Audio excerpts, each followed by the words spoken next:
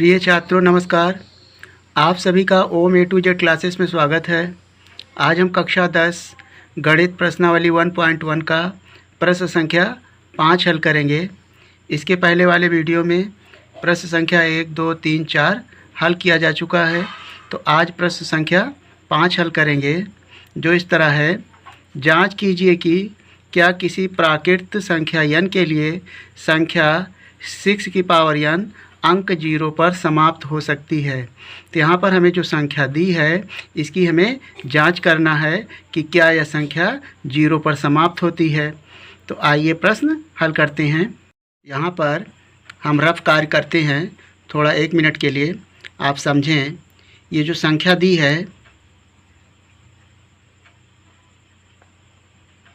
संख्या 6 की घात n, यहाँ पर जो n है एक प्राकृतिक संख्या है, और प्राकृतिक संख्या आप जानते हैं वह 1 से स्टार्ट होती है।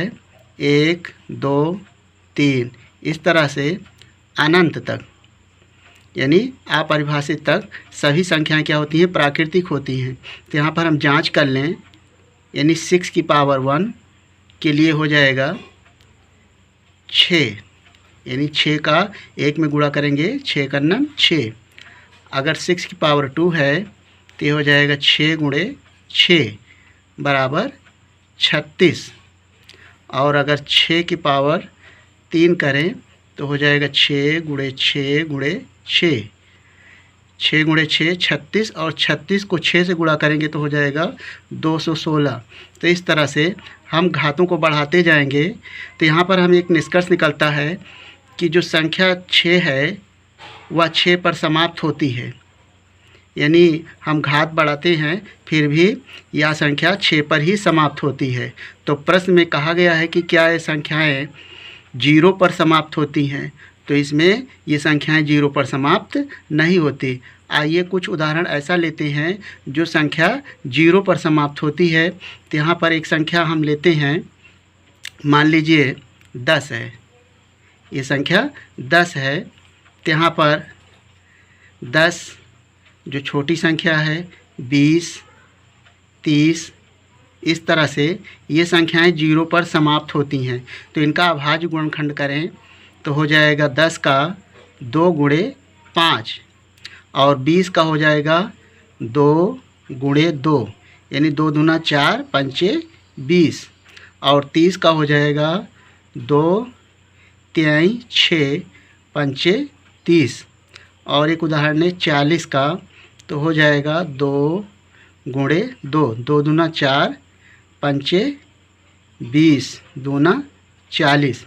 तो इस तरह से हम इसमें देखते हैं कि सभी में 2 और 5 का गुणज है, यानी इस संख्या में भी 2 और 5 का गुणज है, 20 में भी 2 और 5 का गुणज है, और संख्या 30 में 2 और 5 का गुणज है, संख्या 40 में भी 2 और 5 का गुणज है। यानी जो संख्याओं में 2 और 5 का गुणज होगा वे संख्याएं 0 पर समाप्त होंगी, अन्यथा नहीं।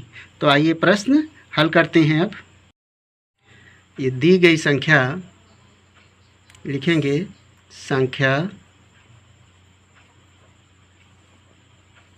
6 की पावर n है,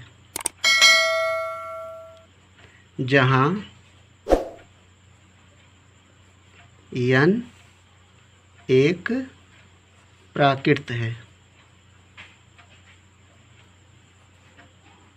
प्राकृत यानी नेचुरल नंबर।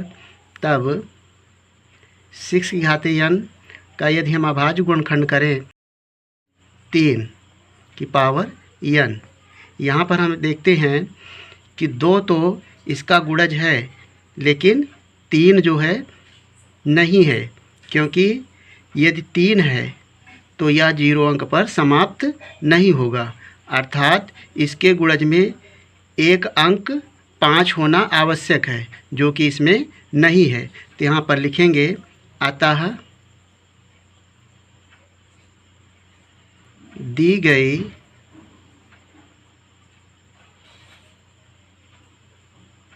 संख्या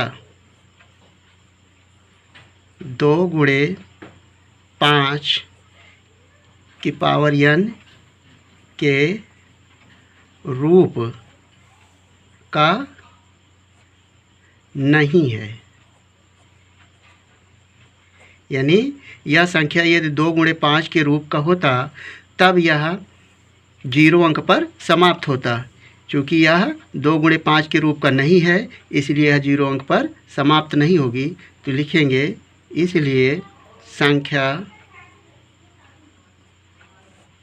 6 की पावर n अंक 0 पर समाप्त नहीं होगी, नहीं हो सकती।